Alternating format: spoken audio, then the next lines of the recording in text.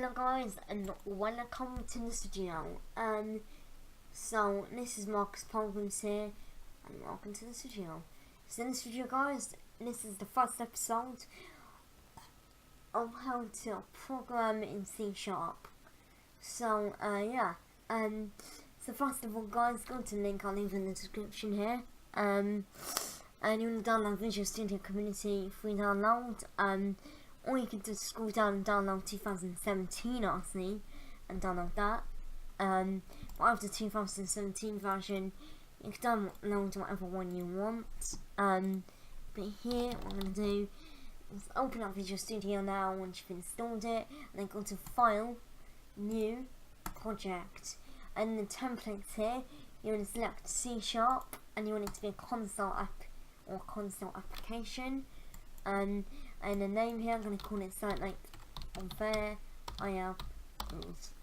There we go. And then press Enter or OK, and it will create my project of variables.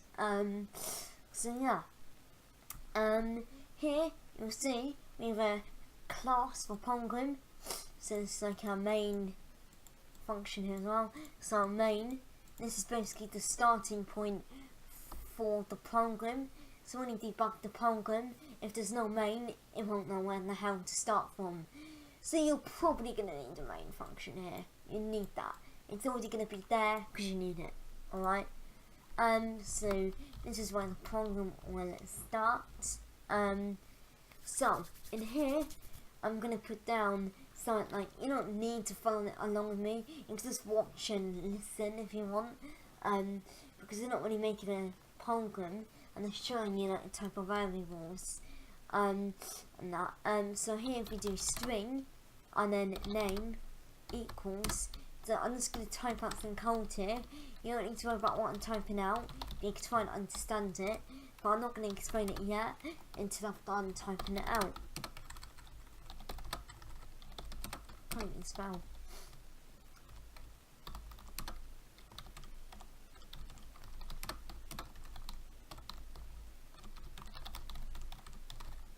He's just watching me like, what the hell is he doing?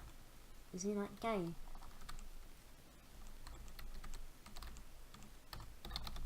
No, not gay. Jeez. Why do I even have to say that? And here, and then you can write down my age.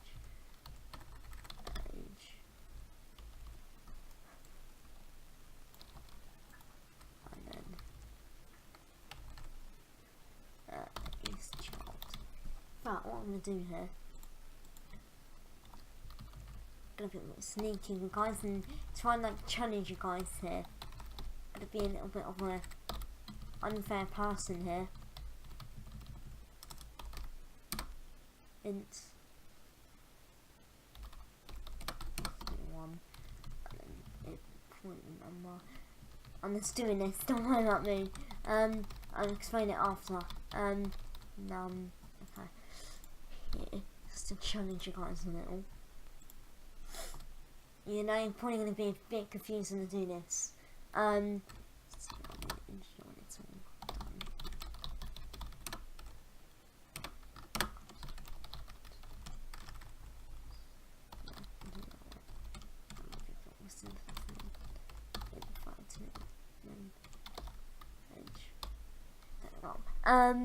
And then put the age. Right, okay, so here you see we've done string name equals to Marcus. So string is a type of variable along with int and boolean. They are all types of variables, so we've covered that. And what goes after it's the name, num, age, and isChild. So name here is a string variable, as you put a string below it, right, behind it. So a name, the type of variable in name is a string, so name is going to be a string, which is basically strings that are always inside quotation marks from what I know. I'm not the best at C#, but I know the basics. So here, whatever is inside the quotation marks is a string basically. So if this is out of quotation marks, it'll probably bring an error. So then it's not a thing. Yeah. See. That needs to be like that. There you go. So, strings always inside quotation marks from what I know. And Marcus is our string. So strings aren't numbers in that. They can be numbers, but then you have to convert it to an integer, otherwise it might screw up something. So yeah. And then here. So Marcus, that can be letters, these. They have to be letter strings, most likely. Letters or symbols like this, I don't know. And stuff like that as well are allowed. But not numbers. Anything but numbers on a string, basically, well, can stay as a string, let's say. Because you can make it into a string, but then you have to convert it. But a string, if it's in actual letters, then you don't need to convert it to an integer. If it's a number in a string, then you need to convert it to an integer. You can define it as a string, but then you need to convert it. But I'll show you how to do that after. I've done it here, but you don't really know what it means really, maybe. So basically, you need a semicolon after all of these, just because that's the way C# likes to annoy you a lot. I don't know if Python does it, but I've even done that. I think Python needs it for, I don't even know. I think we do. And then, so yeah, semicolons are really put in the arse, but like every single programming language almost has it, except for VB. That's the exception. I don't know about any other language. Maybe they don't, maybe they do. But here, int basically means an integer, and that is a type of variable, as I said, same for string. And num, the type of variable for num is an integer, so int. And that equals to 1. For this is an integer, we don't need the quotation marks around it. We just need the 1, or whatever number you want to do it with. And then end the semicolon thing then. And here, underneath here, we got string age, right? So this is going to be a number, right? But we stored it as a string. So age, its type of variable, is a string. But it's a number. Right, you see here, put it in quotation marks, right? So it's a string, isn't it? That's what you're thinking. You're correct, yeah. You're correct. So, here, in here put 13, which is an integer. Alright? It's an integer. So, it is an actual integer. Even though it's defined as a string, right, it is an actual integer. So in here, below it, we did int age converted. So age converted, so this converted to an integer, well this has been an integer, so you put int before it, and equals to convert. So basically we're converting, right? It doesn't know what we're converting yet, so that's why you need these brackets and age in it, because it needs to know what we're converting here. But it will tell it after we've told it what to do. So you want to convert something, right? Dot to an int 32. Don't worry about int 32 or 2 int 32. That just converts it to an integer. Alright? I don't even know what that means really. But all it does is really convert it to an integer. I don't know why the 32 is needed. Because it was 64 after this, I think. You can do 64 and stuff, but I don't know what that is. So then you put brackets here and then you do the thing that you want to convert to an integer. So for me, I want to convert age to an integer. So it will still be 13, but it will just be an integer, not a string anymore, because it will convert it. And then here, you might have noticed a mistake already.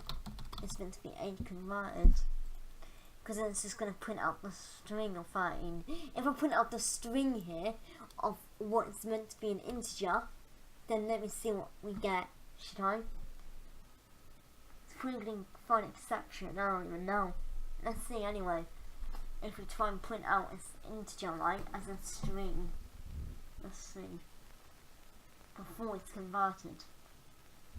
Right. Let's maybe just like do something quickly. I'm so stupid. console.exe.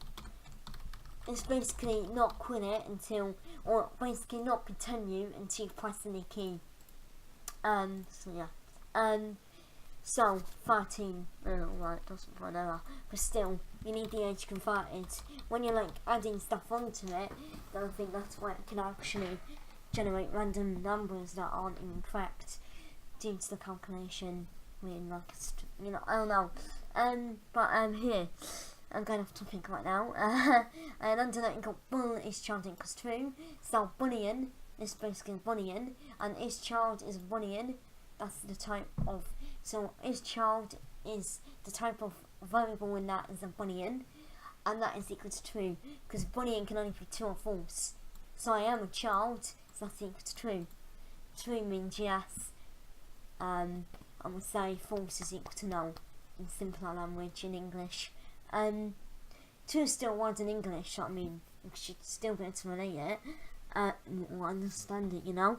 And then you've got console.writeLine. This is writes the line to the console, and then that'll point out in brackets what you want. So in the brackets put down name, and name is stored as Marcus, so it'll print out Marcus without the quotation marks though. And here console.writeLine num, so it'll write down the number here, which is 1, and that's an integer. And here it writes the age converted, so not this, the age, because it needs to convert it fast to an integer, innit? That's the way they do it. So it converts it to an integer and it prints out the age converted. Bang. And is child. So that's basically Boolean. So we set the Boolean to be equal to true here. So is child is equal to true. So put is child here, that's equal to true, because Boolean can only be true or false. So yeah. And then console.readKey, which basically means the thing, so the code will not it will not run through any more code below it until you press the key basically. So when you press the key, it will continue. It won't got anything below it, it will just quit out the console. But read key will actually hang it until you press the key, and it will continue with the code, or it will just quit out the program if there's nothing below it that it needs to do.